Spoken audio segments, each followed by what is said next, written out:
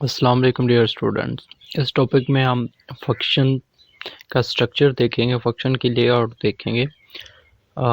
पिछले दो ट्यूटोरियल्स में हमने पहले फंक्शन डिफ़ाइन किया था, फंक्शन क्या होता है, उसके एडवांटेजेस देखे थे, बाद में उसकी टाइप्स देखी थी। आज फंक्शन का स्ट्रक्चर देखते हैं। फंक्शन यूजुअली किस तरह बनता है, किस तरह उसका सिंटैक्स होता है, सो ऑन इस तरह।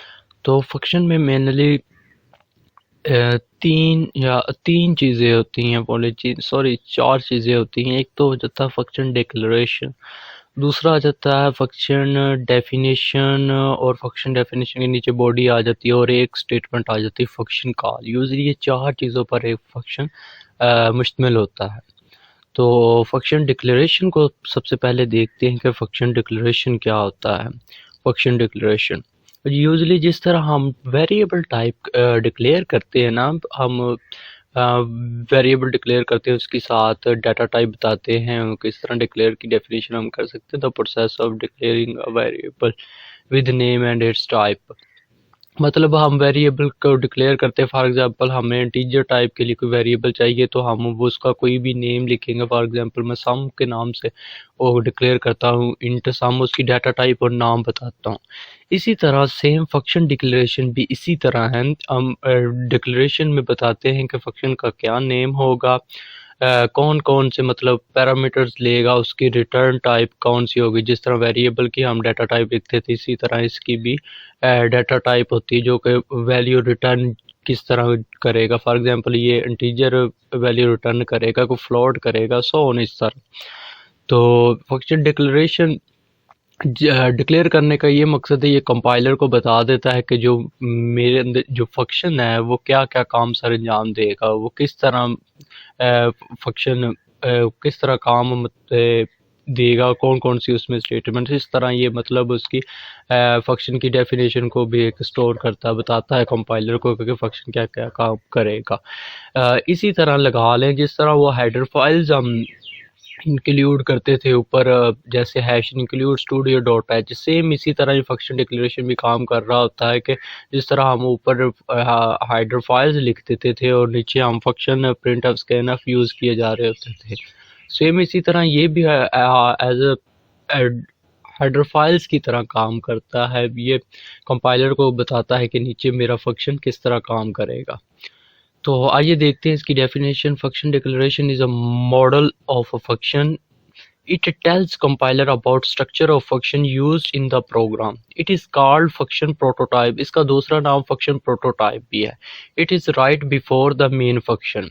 It is right before the main function. Usually इसको main function से पहले ही लिखा जाता है।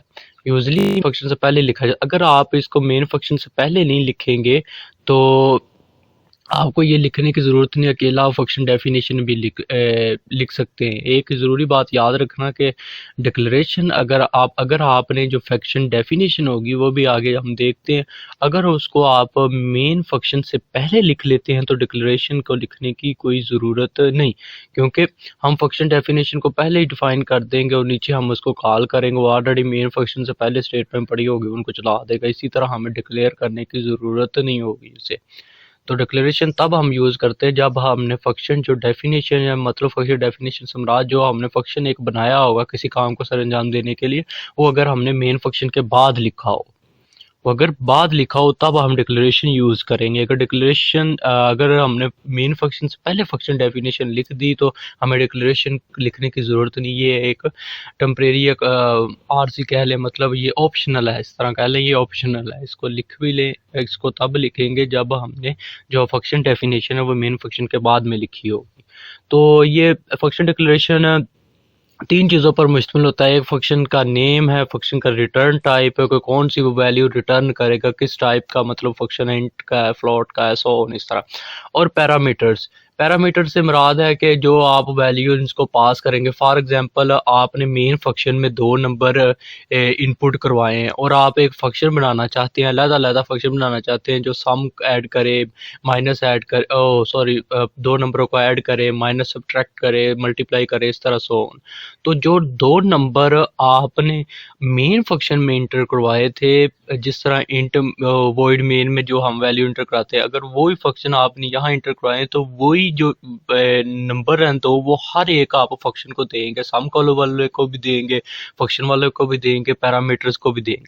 आप हर फंक्शन में अलग-अलग भी नंबर इनपुट करवा सकते हैं, लेकिन कुछ इस तरह की सूरत हाल हो, कुछ इस तरह के प्रोग्राम होते हैं कि हमें मेन फंक्शन से ही वो मेन फंक्शन वाले ही नंबर इस्तेमाल करना पड़ते हैं। कभी आपको पेपर में वो कंडीशन बता देता है कि मेन फंक्शन में 2 नंबर इनपुट कराओ और उनका सम कैलकुलेट करने के लिए एक फंक्शन बनाओ। तो आपने मेन फंक्शन में वो नंबर इनपुट करवाने और वहाँ से मतलब वो नंबर पास करने, वो पैरामीटर्स में होते हैं। हम आगे देखते हैं।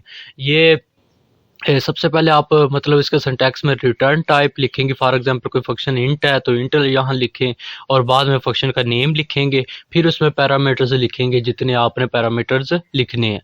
और इसकी एग्जांपल ये देख लें, मैंने इस तरह लिखी हुई है कि इंट सम, ये मैंने सिंपल लिख दी है, जिसके कोई पैरामीटर्स नहीं है, जिसके कोई पैरामीटर्स नहीं है, खुद अपने अंदर इनपुट खुद नंबर करवाएगा, उसके कोई पैरामीटर्स नहीं ले रहा। तो ये सिंपल है। मतलब पहले मैंने इंट लिखी, ये देखो रिटर्न टाइप, और उसके बाद मैंने ये सम फंक्शन का नेम मैंने फंक्शन का नाम मैंने सम के नाम से रखा, और पैरामीटर्स अगर कोई नहीं है तो एम्प्टी जो पैरेंथेसिस वो आपने इस्तेमाल कर लेनी। और उसके बाद ज़रूरी बात याद रखनी है कि फंक्शन डिक्लेरेशन को आपने समीनेटर से क्लोज करना है, ये बात ज़रूरी रखनी। फंक्शन डेफिनेशन में समीनेटर ये स्टेटमेंट टर्मिनेटर यूज़ नहीं होंगे। उसके बाद देखो, ये मैंने एक और एग्जांपल ली हुई है जो कि जिसकी रिटर्न टाइप वॉइड है, मतलब कोई वो वैल्यू रिटर्न नहीं करेगा। वॉइड है रिटर्न टाइप और फंक्शन का नेम सम है और 2 वो पैरामीटर एक्सेप्ट कर रहा है। मतलब मेन से अगर कोई वैल्यूज़ पड़ी हुई हैं तो अगर उनको हम पास करेंगे, वो भी हम आगे देखते हैं, तो वो इन पैरामीटर्स में आ जाएगी। मतलब ए में वैल्यू आ जाएगी एक और एक बी में आ जाएगी। और ये तीसरी मैंने एग्जांपल ली हुई, ये फ्लोट इसकी रिटर्न टाइप है और एवरेज के नाम से मैंने ये फंक्शन बनाया हुआ है। तो ये तो फंक्शन डिक्लेरेशन। अब हम देखते हैं फंक्शन डेफिनेशन। तो इसी तरह हम इनकी प्रैक्टिकली भी इस वीडियो में करके देखेंगे इनको, इनकी वर्किंग को। आप देखें, हम फंक्शन डेफिनेशन देखते हैं। अब देखो फंक्शन डेफिनेशन क्या होता है, इसको मैं ओवरव्यू दे दूं। जिस तरह फंक्शन डिक्लेरेशन कंपाइलर को बताता है कि मेरा फंक्शन जो है, मुझसे जो रिलेटेड फंक्शन है वो काम ये सर अंजाम देगा, मतलब पूरी डेफिनेशन उसको बता रहा होता है कि ये काम सर अंजाम दे। अब डेफिनेशन क्या होता है, ये वो वाली स्टेटमेंट्स होती हैं जो कि फंक्शन एक काम करेगा। फॉर एग्जाम्पल हमने 2 नंबर का सम मालूम करने के लिए फंक्शन बनाया, तो ये 2 नंबर का सम मालूम करके उसको देगा, मतलब ये सारा काम सर अंजाम देगा जो कि जिसके लिए हमने फंक्शन बनाया होगा। तो देख लेते हैं the statement that explain the working of a function is called function definition. Function declaration is not required if function definition is written before main function. वही यहाँ बात होगी, मैंने आपको पहले बताया कि अगर फंक्शन डेफिनेशन मेन फंक्शन से पहले लिख दे तो हमें फंक्शन डिक्लेरेशन लिखने की ज़रूरत नहीं, क्योंकि ऑलरेडी हमने मेन फंक्शन से पहले एक फंक्शन डिफाइन कर दिया और नीचे हम उसको कॉल कर रहे हैं। तो कॉल के लिए ज़रूरी है जब आप फंक्शन को तो वो मेन फंक्शन से पहले मौजूद होना ज़रूरी हो। अगर वो बाद में है तो पहले उसको ऊपर फंक्शन डिक्लेरेशन इस्तेमाल करके हमें उसे बताना पड़ता है कि ये फंक्शन ये डिक्लेरेशन ये ख़ास फंक्शन से रिलेटेड है। तो अगर आपने मेन फंक्शन से पहले आपने फंक्शन की डेफिनेशन लिख दी, मतलब फंक्शन जो था आपने वहाँ लिख दिया, तो आपको फंक्शन डिक्लेरेशन लिखने की ज़रूरत नहीं। तो function definition consist of 2 parts. इसके 2 पार्ट्स होते हैं, एक फंक्शन हेडर होता है और एक फंक्शन बॉडी होती है। जो फंक्शन हेडर होता है वो सेम जिस तरह फंक्शन डिक्लेरेशन हमने लिखा था, उसकी रिटर्न टाइप लिखी थी, नेम लिखा था और पैरामीटर्स लिखे थे, वही है। सिर्फ फ़र्क इसमें ये है कि इसमें स्टेटमेंट टर्मिनेटर यूज़ नहीं होंगे, बाकी वही है चीज़। और दूसरी चीज़ है फंक्शन बॉडीज़। फंक्शन बॉडी क्या होती है? Function body ऐसी statements that perform a set of statement that perform some action is called function.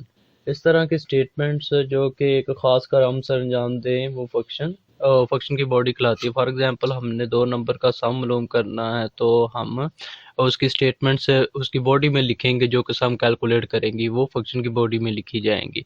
तो ये तो फंक्शन डेफिनेशन और फंक्शन डिक्लेरेशन हमने डिस्कस किया। अब इसके बाद हम कॉल करते हैं फंक्शन। इसके बाद ये थोड़ा स्ट्रक्चर देख लें उसका फंक्शन का। देखें सिंटैक्स ऑफ फंक्शन डेफिनेशन, ये सॉरी फंक्शन डेफिनेशन का सिंटैक्स देखें, सेम उसी तरह है जिस तरह फंक्शन डिक्लेरेशन का सिंटैक्स। रिटर्न टाइप वही लिखनी है, फंक्शन नेम लिखना, फिर पैरामीटर लिखने हैं। सिर्फ फ़र्क ये है कि इसमें स्टेटमेंट टर्मिनेटर यूज़ नहीं होंगे, जो कि इसको फंक्शन डिक्लेरेशन से मुख्तलिफ करते हैं, बताते हैं कि ये फंक्शन डेफिनेशन है। उसके बाद आप लिख के फंक्शन है, ये तो फंक्शन हेडर। उसके बाद आप फंक्शन बॉडी लिखे थे, इसको फंक्शन हेडर भी कहते हैं। ये फंक्शन की हेडिंग बता रहा था कि ये नेम है फंक्शन का, ये रिटर्न टाइप करेगा और ये पैरामीटर एक्सेप्ट करेगा अगर, और नीचे उसकी फंक्शन बॉडी। तो ये नीचे एग्जांपल दी हुई है, वॉइड सम मतलब इसकी कोई रिटर्न टाइप नहीं है, ये खाली मतलब इसकी कोई रिटर्न टाइप नहीं करेगा। और जिस तरह हम वॉइड मेन में लिखते हैं मतलब कोई वो रिटर्न वैल्यू नहीं करता। इसी तरह वॉइड सम के नाम से फंक्शन मैंने लिया और इंट ए और इंट बी इसके पैरामीटर्स लिए हुए। ये फंक्शन हेडर है, जो first line of function definition called function header. ये फंक्शन हेडर है और इसकी बॉडी में मैंने दो स्टेटमेंट्स लिखी हुई, इंट सम लिखा हुआ है और सम में मैंने ए प्लस बी कर दिया, मतलब ये दो नंबर का एक सम कैलकुलेट कर रहा है। तो ये फंक्शन डेफिनेशन का सिंटैक्स था। अब हम देखते हैं फंक्शन कॉल क्या होती है। अब देखें हमने फंक्शन डिक्लेरेशन भी ऊपर मेंशन कर दिया और नीचे हमने फंक्शन डेफिनेशन भी लिख दी। फॉर एग्जांपल हमने दो नंबर का सम कैलकुलेट करना तो मैंने पीछे आपको एग्जांपल दी है। आपको मैंने पीछे एग्जांपल दी है कि वो प्रोग्राम जो दो नंबर का सम कैलकुलेट कर रहा था। अब देखें हमने फंक्शन बना दिया है, अब हमने फंक्शन से काम किस तरह लेंगे। तो एक स्टेटमेंट हम यूज़ करते हैं जिसको फंक्शन कॉल कहते हैं। इसको डिफाइन करते हैं, statement that activates a function is called function call. मतलब जो फंक्शन को एक्टिवेट करे, उनसे काम ले, वो फंक्शन कॉल कहलाती है statement. A function is called with its name. Function को कॉल जो किया जाता है उसके नेम से किया जाता है। जैसे हमने सम का पीछे फंक्शन बनाया था तो हम सम लिखेंगे और साथ उसके पैरेंथेसिस यूज करेंगे और अगर कोई हमारे पास पैरामीटर्स हमने पास करने होंगे, फॉर एग्जांपल मेन फंक्शन से हमने वो फंक्शन में पैरामीटर पास करने होंगे, तो जो मेन फंक्शन में हमने वैल्यू इनपुट करवाई थी वो हम इन पैरेंथेसिस के दरमियान में लिखेंगे। A function is called with its name. If parameters required in a function, then parameters are written in parentheses. For example, हमने वो main function से हमने parameter पास करने हैं तो हम इन जो small brackets हैं इनमें लिखेंगे। When function call statement is executed, the control move to the function and that is called and execute all the statement in the function body।